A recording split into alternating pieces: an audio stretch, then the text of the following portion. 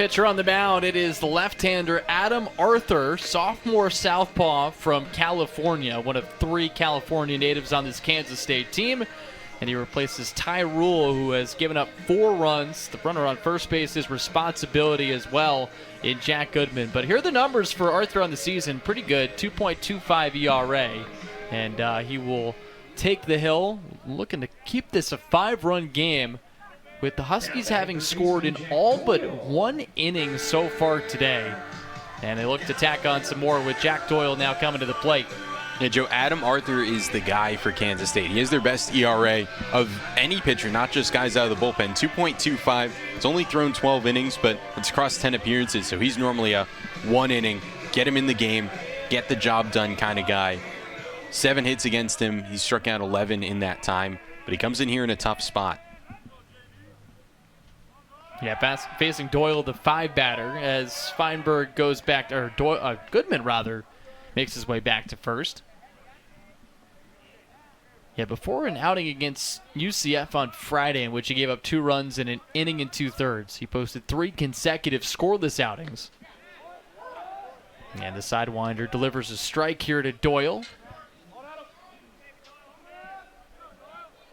Had kind of an up and down year as a freshman. Finished the year with an ERA of 5.68. In conference play, it was 2.7.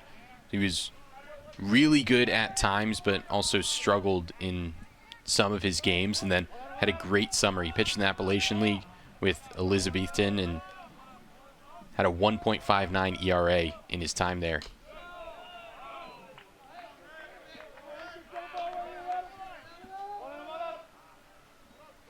Count at 1-1 here on Doyle. He has, across his 10 appearances, had shutout appearances in 8 of them. Popped up. Foul ground right side, and this will head into the seats. Young fan will go after that and grab it. And of course, one of those 2 appearances for Arthur where he did give up a run was his last time out on the 11th against UCF. Gave up 2 runs in 1 2/3 innings. So you bring him in here in a midweek and try and get him to respond to that outing. Counted 2-2. You see why he could be nasty. Just the arm angle in which he comes home. You have to love a weird arm slot guy, especially for a lefty too. Counted 3-2. It just changes up when you're a hitter. It changes up what you're seeing, how you're tracking the ball. You kind of have to get adjusted to it. So it's a good job by Doyle to run this count full, being the first guy to see him today. Goodman goes. The pitch is grounded hard to third. Throw to second in time. Throw to first in time as well. That was well executed by the Wildcats. 5-4-3. Kennedy to Inouye, and then to first for Vasco. And there's 2 gone. I was very surprised that Kennedy went to second with this, because the runner Goodman is going. It was hit hard enough where Kennedy, there's no hesitation. He grabs that and immediately recognizes, I can get this out at second base, and fires it in there to start the double play. And I think even if you don't get him, you can still get that out at first. But it's such a smart play to recognize the situation, go to it, do it with expedience, and help your pitcher out and get a second out in this inning. Here's Fosberg, who hit a big 2-run single in the 4th inning as he takes a strike. He is 1 for 2 today. 2 RBIs and a run scored. Doing the catching duties today. Strike at the knees, 1-2.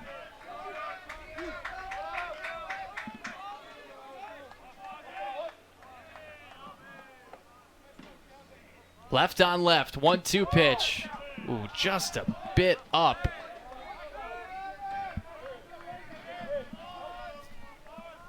Looked like a great pitch from Arthur. Credit Fosberg. He's been patient in a lot of at-bats today.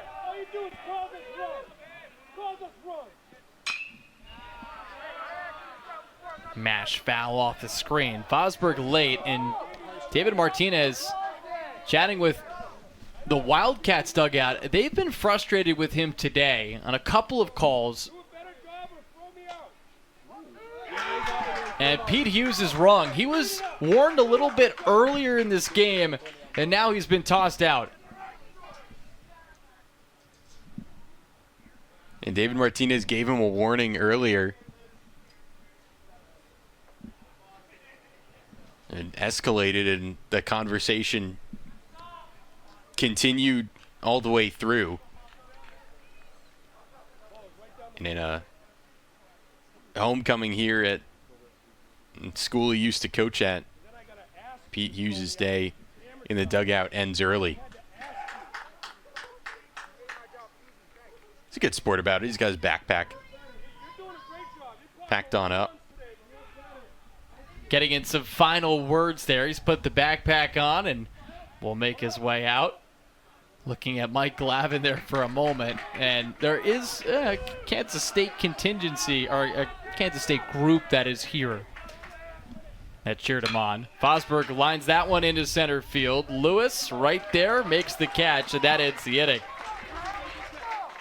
One manager tossed and one more run for Northeastern. Harrison Feinberg makes it a 9-4 game with a solo blast to center. We head to the 7th next.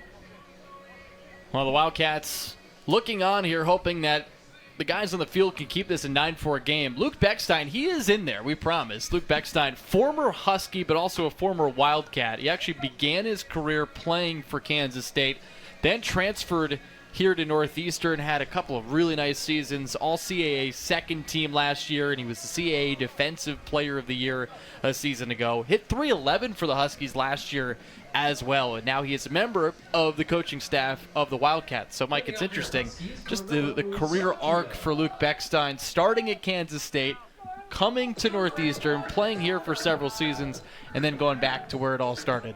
He's from Massachusetts, too. He's from Tingsboro, so he went from Massachusetts to Kansas, back to Massachusetts, and now back to Kansas. And it's nice to see. Pete Hughes was the one who recruited him initially at Kansas State, and they loved him there, but there just wasn't a spot for him to be playing every day. So when he went into the portal, Northeastern took advantage of that, and he still has a good relationship with the Kansas State coaching staff, obviously coming back as a grad assistant. And we bring him up now because he's big in helping with the defensive alignments for this Kansas State team as a grad assistant. Counted 2-1 here on Carmelo Muzacchia, who's playing Luke Beckstein's old spot at second base. And obviously the defense for Luke Beckstein was his calling card. He was great at second base. Also, the greatest Northeastern player ever at getting hit by pitches. He is the career leader in that category. He was hit by 58. You might think, oh, like, he doesn't have much say in that, but the way he was able to bother pitchers in the batter's box, fake some bunts, distract them, messes with the pitcher's control. Counted 3-2, and yeah, last year he was hit 36 times. It's a program record for Northeastern. It's also the third most in all of D1 baseball history within a single season. 3-2. Muzacchia fouls off the pitch from Adam Arthur, who came in the 6th inning, retired all 2 batters he faced. He induced a 5-4-3 double play and then a fly out to center field off the bat of Will Fosberg.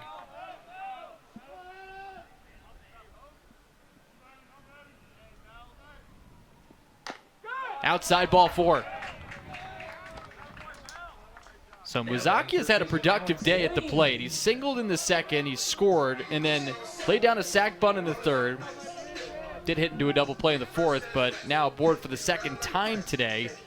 And Alex Lane will now dig in. It's the 5th walk the Huskies have drawn today, along with being hit by 2 pitches, along with 3 Kansas State errors. So they're taking advantage of opportunities that are being given to them.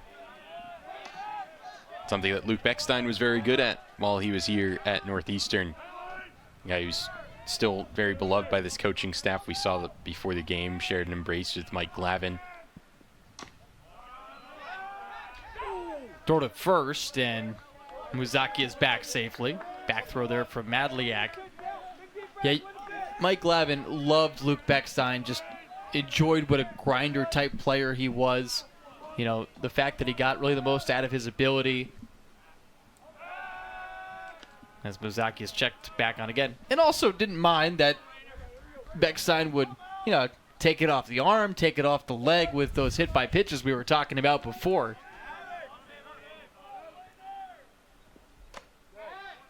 In there, strike 1. Yeah, Luke Beckstein would do whatever the team needed.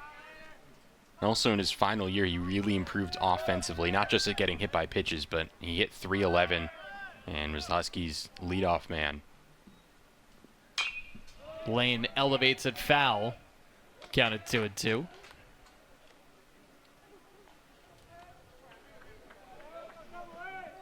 Lane's reached base twice today. Still really waiting for him to hit that stride like we've talked about. When he's going, he's one of the best hitters in the country. Just hasn't gotten there yet this year. Another check in Muzaki at first base.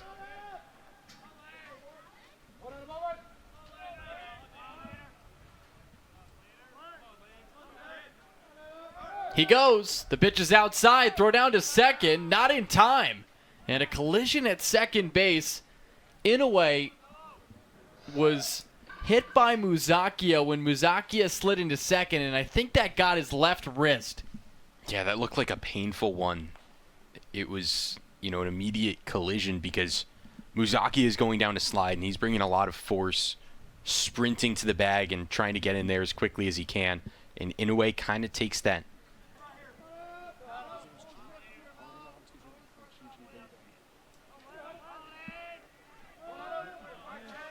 So it's Muzaki on second with nobody out. Alex Lane looking for his first hit of the afternoon. Big swing and a miss, and that'll end the at-bat. Now batting DH Gregory Bozzo. Chased the 3-2 pitch out of the zone, one gone. And Gregory Bozzo now steps in.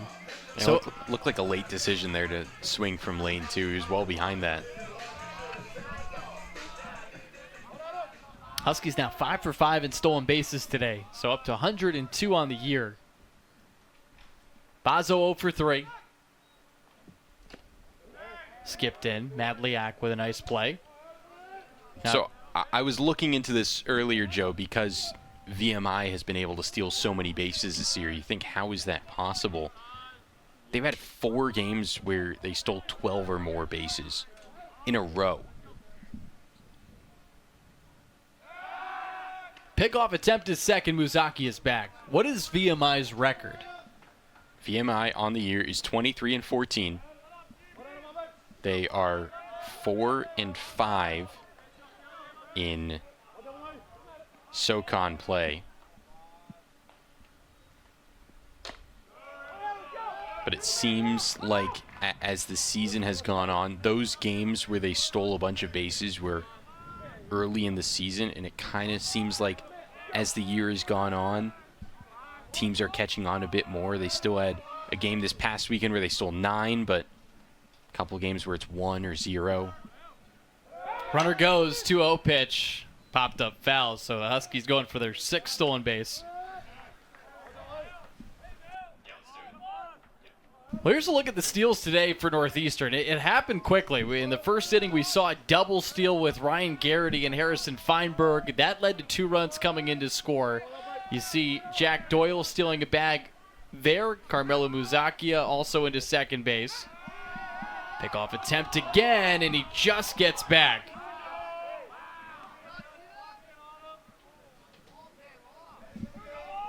That was really close back there at second.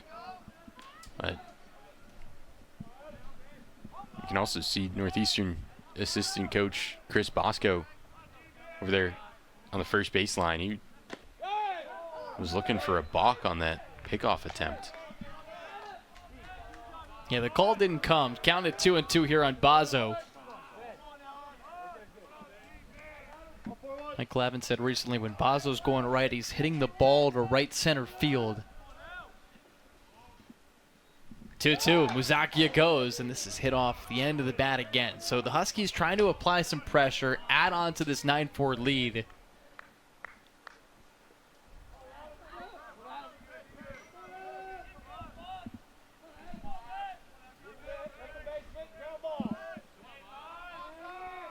Big spot here if you can add some runs late in this game.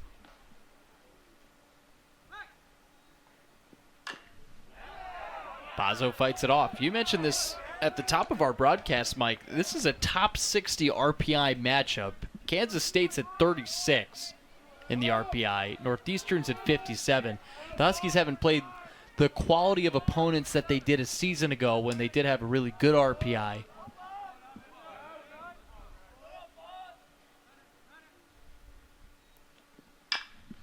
Bazo skies this in the air down the right field line. English makes the catch, turning right in front of the warning track. Muzakia at third, now coming to the plate. The relay throw is in time to get him. Mike Glavin can't believe it. He doesn't like the call there from David Martinez. It was an aggressive send, and the Wildcats end up turning the double play. How about that? 9-4-2 on the double play. You almost didn't think he was going to grab this one. The wind was carrying it. English made the catch. Here's a replay of the play at the plate. The throw beats him, but from that angle, maybe Mike Glavin has a case. This is a close one. I think he does. Looks like Muzakia did get that left hand in, but that was not the call at home plate. Instead, a 9-4-2 double play to end the inning. It stays 9-4. We go to the 8th next here from Friedman Diamond. Huskies leading against Kansas State. 2 more innings to go, though.